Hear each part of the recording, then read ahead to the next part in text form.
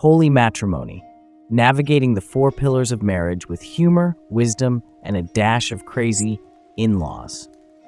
Well, welcome to Holy Matrimony, the podcast where we dive deep into the waters of marriage, armed with biblical wisdom, a sprinkle of humor, and a whole lot of grace. Today we're talking about the four pillars of marital survival: money, kids, in-laws, and religion. Yes, folks, these are the big four, the Mount Everest of marriage, the four horsemen of the matrimonial apocalypse, if you don't get them right. So grab your coffee, your Bible, and maybe a stress ball if your in-laws are particularly spirited. Let's dive in. Money, to spend or not to spend. Welcome to the podcast where we tackle the big, the messy, and the hilarious parts of marriage with biblical wisdom, a dash of humor, and a whole lot of grace. Today, we're diving into one of the most talked about, fought about, and prayed about topics in marriage: money.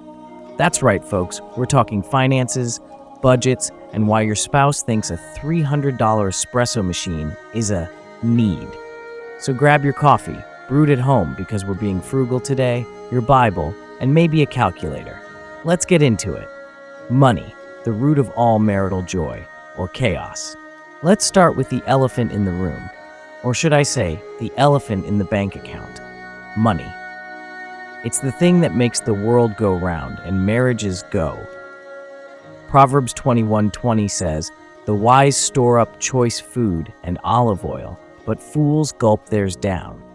Translation?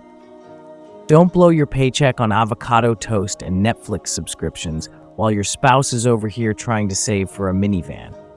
Now, let's be real. Money is one of the top reasons couples fight.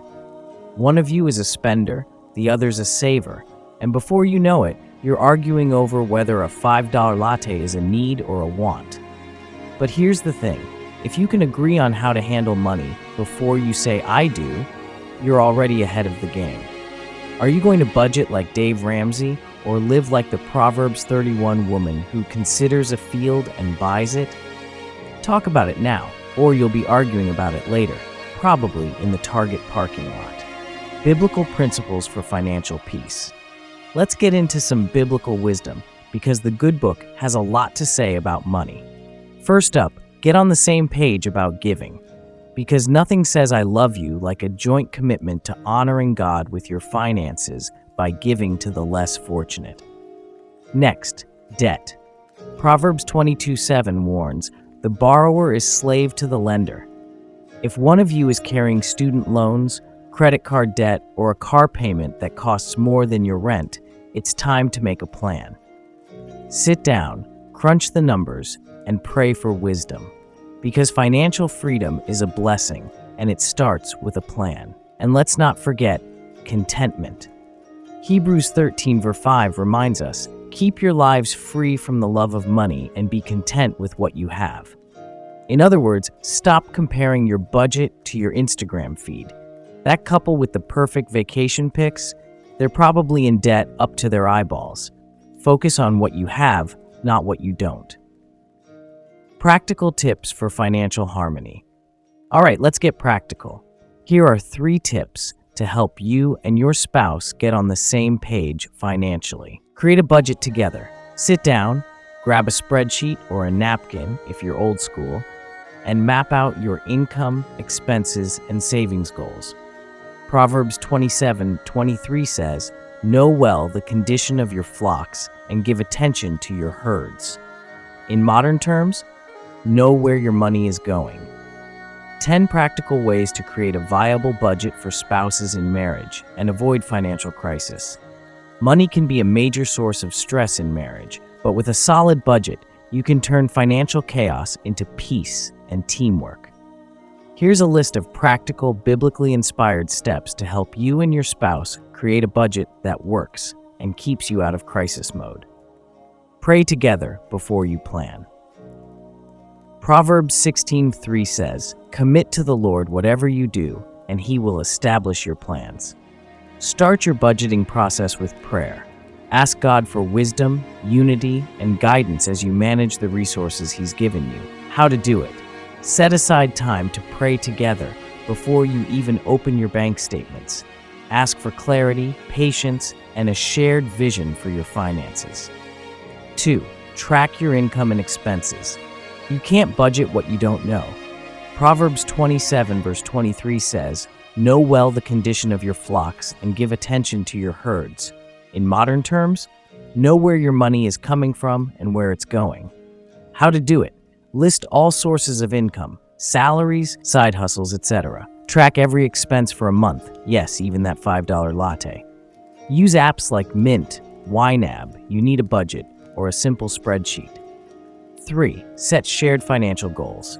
Ecclesiastes 4:9 says, "Two are better than one because they have a good return for their labor." When you're working toward the same goals, you're more likely to stay motivated and united. How to do it? Discuss short-term goals, e.g. paying off a credit card loan. Plan for midterm goals, e.g. saving for a vacation or a car. Dream about long-term goals, e.g. buying a house or retirement. 4. Create a zero-based budget. Why it matters. A zero-based budget ensures every dollar has a purpose. Luke 14:28 says, "Suppose one of you wants to build a tower. Won't you first sit down and estimate the cost to see if you have enough money to complete it?" How to do it. Assign every dollar of your income to a category, e.g. bills, savings, groceries. Make sure your income minus expenses equals 0. Adjust as needed to avoid overspending. 5. Prioritize giving. Honoring God with your finances is a key part of biblical stewardship. How to do it. Decide together what percentage you'll give as offering to God, e.g. 10%. Include giving as a non-negotiable line item in your budget. Consider additional giving to charities or causes you care about. 6. Build an emergency fund. Why it matters. Proverbs 21:20 says, "The wise store up choice food and olive oil, but fools gulp theirs down." An emergency fund protects you from life's unexpected expenses.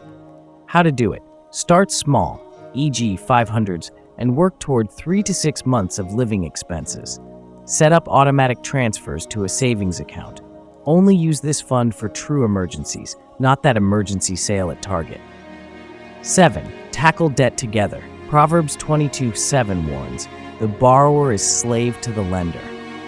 Debt can weigh heavily on your marriage, so make a plan to eliminate it. How to do it. List all debts, credit cards, student loans, car payments, etc. Choose a strategy, the debt snowball, pay smallest debts first, or the debt avalanche, pay highest interest first. Celebrate each debt paid off. It's a win for your marriage. 8. Use cash envelopes for discretionary spending. It's easy to overspend with cards, but cash keeps you accountable. Proverbs 21:5 says, "The plans of the diligent lead to profit as surely as haste leads to poverty."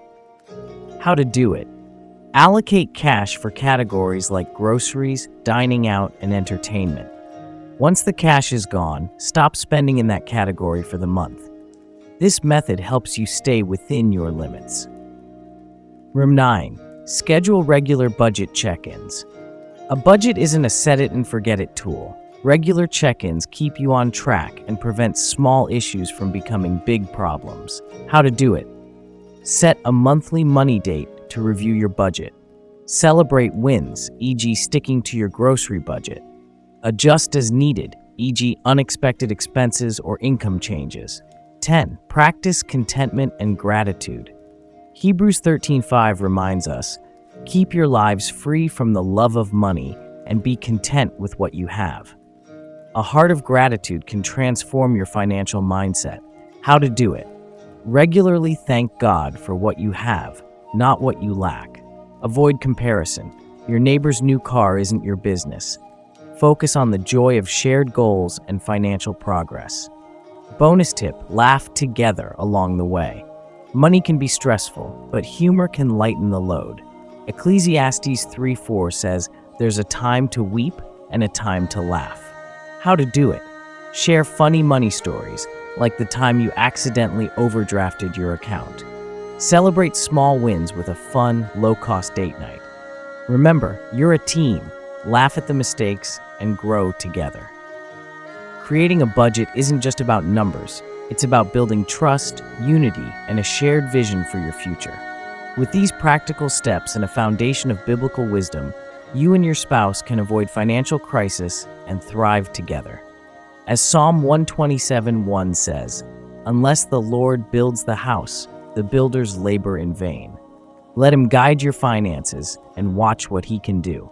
Now, go grab your spouse, a cup of coffee, and start budgeting. Your future selves will thank you. Thank you for tuning into Glory Light Hope Global Fellowship. We hope you found today's episode insightful and engaging.